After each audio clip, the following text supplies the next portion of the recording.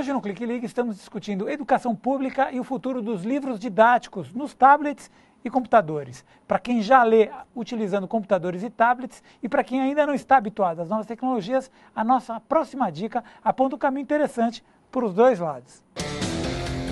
Para quem gosta de ler, conferir o site e-livros grátis é visita obrigatória. São obras gratuitas disponibilizadas para baixar ou ler online. Na seção Acervo, é possível encontrar manuais técnicos de programas de computador, livros didáticos, infanto-juvenis e até livros de receitas culinárias, entre tantos outros. Além de todo esse conteúdo, o site abre espaço para que escritores amadores ou iniciantes criem seus livros digitais. No link, envie seu e-livro. Qualquer pessoa pode publicar e divulgar seu trabalho. Para quem tem dificuldade com tecnologia, o site tem tutoriais que mostram passo a passo como baixar um e-book ou como criar e publicar um livro digital. Ampliar o conhecimento nunca é demais. elivrográtis.net. Compartilhe! Nesse último bloco, voltamos ao tema livros educativos para a rede pública de ensino. Em breve, também em formato eletrônico. A nossa aula digital para esse tema, a gente conta com Gislane Azevedo, presidente da Abrale, o Roger Santos, gerente de tecnologia educacional da Aymara Educação, e via web o Tadeu Terra, diretor de mídia digital da Pearson Brasil.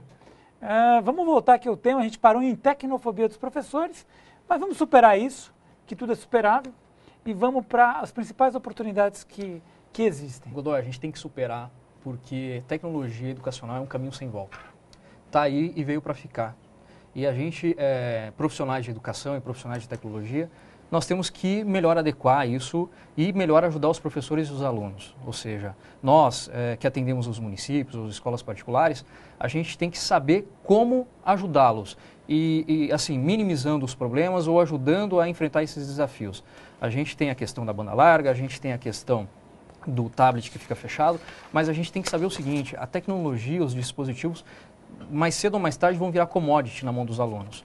A preocupação que nós educadores temos que ter é a preservação do conteúdo, ou seja, a formação desse meu professor e a formação desse meu aluno, seja por meio do livro impresso, seja por intermédio da tecnologia, dos dispositivos móveis, do conteúdo em nuvem, na educação à distância, trazendo um pouco da realidade aí do mundo universitário para o ensino médio e depois para os ensinos fundamentais 1 e 2, nós não podemos perder a essência da educação, que é o trabalho com conteúdo e a formação de valores do indivíduo. A preocupação sempre principalmente da Aymara Educação, é formar bons leitores. Eles vão ler bem no tablet, eles vão ler bem na web. Então, a nossa preocupação é como melhor formar esse leitor. O recurso audiovisual vai ajudar, os objetos interativos vão ajudar? Sim, vão ajudar, mas não é tudo. Eles são uma ampliação do ensino, ou seja, é uma referência a mais que o aluno tem, mas ele não pode perder de vista, nem ele nem o professor, que a essência é o conteúdo. As mídias, daqui a pouco muda o tablet, daqui a pouco são versões mais atuais, daqui a pouco a convergência de tecnologias aumenta ainda mais, ou daqui a pouco está tudo em nuvem, daqui a pouco está tudo offline, mas a gente não pode perder esse foco ao conteúdo, à formação do leitor, o desenvolvimento da capacidade de aprendizado do aluno e do professor. Acho isso fundamental, porque, assim, o Brasil, de qualquer modo, a nossa quantidade de leitores ainda é muito baixa. Então, seja no formato digital ou impresso, ela é muito baixa. Então, esse trabalho de incentivo à leitura é muito grande, né? Em média, o brasileiro lê 4 livros, né, por ano, acaba, no máximo, lendo completo 2. Né? E desses 2 livros, o que é mais lido, depois da Bíblia, é o livro didático. Né? Então, assim, é muito importante desenvolver essa capacidade leitora, de compreensão de texto, né? Ajudar o professor nessa formação, de compreender, de ver a tecnologia como um aliado e não como um inimigo, né?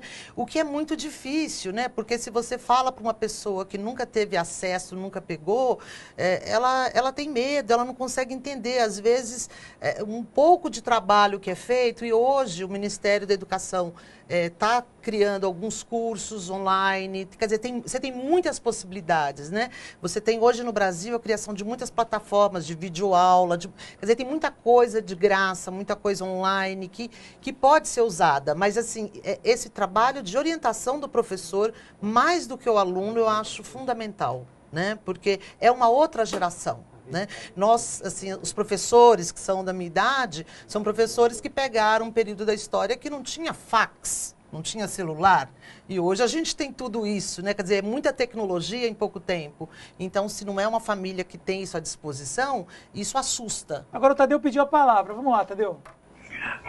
Eu acho que a gente tem que ter bem claro que o livro digital, ele é apenas um primeiro passo.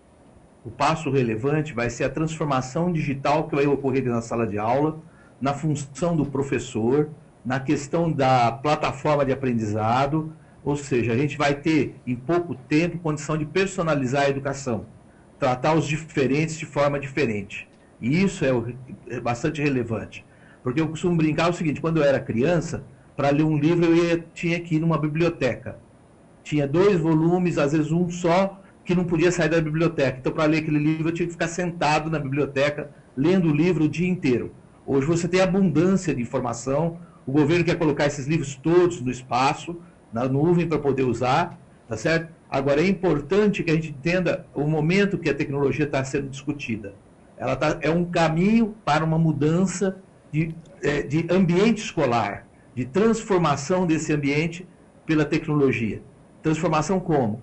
Personalizando a educação, tratando os diferentes de forma diferente, criando a possibilidade de acompanhamento do aprendizado, de uma tutoria mais próxima do aluno, sabendo as suas dificuldades, acompanhando as suas dificuldades. Então, ele é um processo muito profundo de mudança de estrutura da sala de aula. Eu costumo brincar que até o espaço da sala de aula tende a mudar quando você pensa em tecnologia.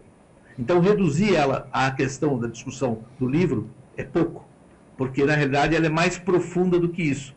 Ela muda o espaço escolar, ela muda a relação entre sala de aula, do professor e aluno, então ela tem todo um envolvimento aí bastante significativo. Bacana, Então é um passo do governo nesse sentido. É um passo a passo, não um passo de cada vez, né? E o governo, eu acho que ele tem que dar uma resposta para os alunos, tem que dar uma resposta para o mercado, tem que dar uma resposta para a educação, de como que ele vai se posicionar em relação à tecnologia. É uma iniciativa, não é suficiente, mas é um primeiro passo. A gente tem que ficar de olho, enquanto sociedade, em cobrar essas soluções de tecnologia, estar à frente dela e não ser refém da tecnologia, nunca atrás da tecnologia, mas sempre ter a tecnologia como aliada e estar à frente dela. E nunca esquecer da importância que ela pode trazer para nós. A tecnologia, hoje a gente tem... O que ela nos trouxe? A gente vive na era da informação e agora com as redes sociais a era do relacionamento digital. Então, como fazer melhor proveito desse relacionamento, desse compartilhamento? A gente tem um aluno hoje muito mais crítico, muito mais protagonista. O aluno, ele desenvolve o seu próprio conteúdo e ele quer mostrar para a sua família, ele quer mostrar para os seus amigos, ele quer mostrar para o colega da escola. Então, a gente não está falando disso, o governo não está tratando disso, mas a gente não pode esquecer da característica desse aluno. Então, como trabalhar com esse aluno protagonista, esse aluno mais crítico, que ele quer mostrar as suas produções, ele quer produzir e quer mostrar. A gente tem um dado interessante, 48% dos municípios de São Paulo não aderiram ao Plano Nacional do Livro Didático, ou seja, o Programa Nacional do Livro Didático, estão buscando outras soluções que não o PNLD. Por quê? Ou seja, linhas pedagógicas diferenciadas, ou eles entendem que o livro didático sem o acompanhamento de serviços, ele não é suficiente. Vocês estão buscando quem? Por exemplo, vocês? Nós, inclusive, a Imará Educação e outras editoras. Cada uma dentro da sua proposta, dentro da sua ideologia, dentro das suas linhas pedagógicas, mas é um município, é um estado muito importante dentro da nossa, em relação à PIB, em relação ao número de alunos, em relação a acesso à informação, e esses 48% é um número bastante expressivo. Então, isso nos indica algumas coisas, ou seja, O governo, com essas iniciativas, vai suprir tudo? Não, não vai suprir. Como o Tadeu bem disse, é um primeiro passo. E qual é o segundo passo? Será que a editora está preparada para responder essa questão? Deixa eu fazer uma pergunta agora para... Eu tenho uma pergunta para você. Tá, mas é que eu gostaria de colocar... É que aí eu não posso ficar quieta. Então fala. É que o que o Roger está falando é da questão das apostilas, dos sistemas apostilados, e não dos livros didáticos nessas escolas, que é uma questão muito complexa e que eu acho muito complexo. Mas vamos tentar reduzir agora. Assim, por exemplo, o livro didático é um material que, aquele livro que você viu, é um material que passa por avaliações, que para chegar na mão do professor, ele fica 1 ano sendo avaliado por comissões do MEC, de professores universitários, de professores de escola, para avaliar. Este material que chega, às vezes é um material sem nenhuma avaliação. Apostila. E, inclusive, às vezes, com aqueles erros crassos que vira e mexe, saem na imprensa. Não que nos livros didáticos também não saiam, assim como sai nas revistas todos os dias nos jornais, né? Mas, assim, essa questão do livro didático, assim, o governo federal hoje, ele tem, sim, verbas e verbas de acompanhamento e tudo mais.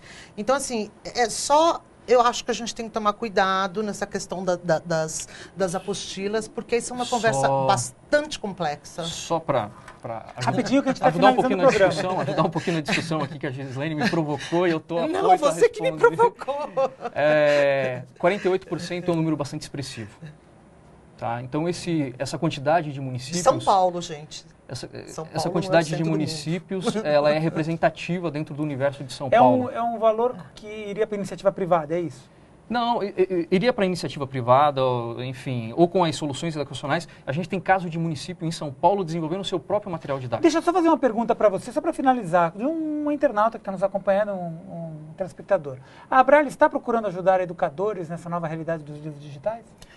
Nós estamos, inclusive, tendo reuniões constantes, porque a gente está pensando em fazer cursos voltados para professores, porque a Abrale, na verdade, ela é uma associação, né, que tem como finalidade atender os interesses, dialogar com o governo, com as editoras. Tá. Mas também a gente tem na função estatutária de fazer cursos, pretendemos começar um trabalho agora com próprios alunos de ensino médio, de formação. A gente deu aqui o endereço da Abrale, quem quiser pode entrar em contato com você.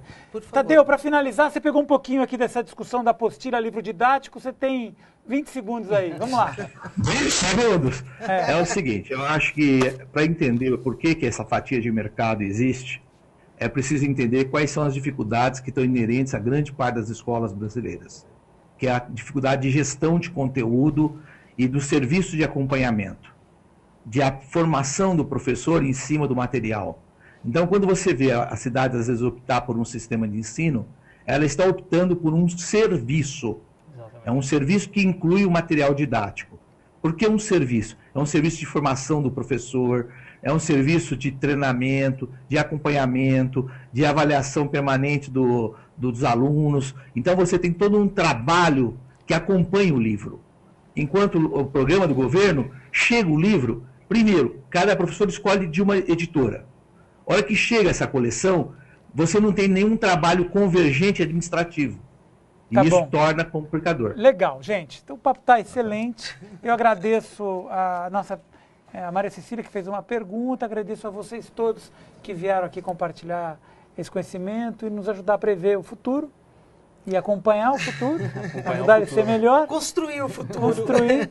E obrigado a você também, que mais uma vez nos acompanhou até aqui. Pelo portal tvt.org.br, você tem acesso aos programas do Clique e Ligue e também à nossa programação. Acompanhe a gente também pelas mídias sociais, facebook.com/RedeTVT e no Twitter é só digitar @RedeTVT. A gente se encontra aqui na semana que vem ou a qualquer momento pela web. Tchau, tchau.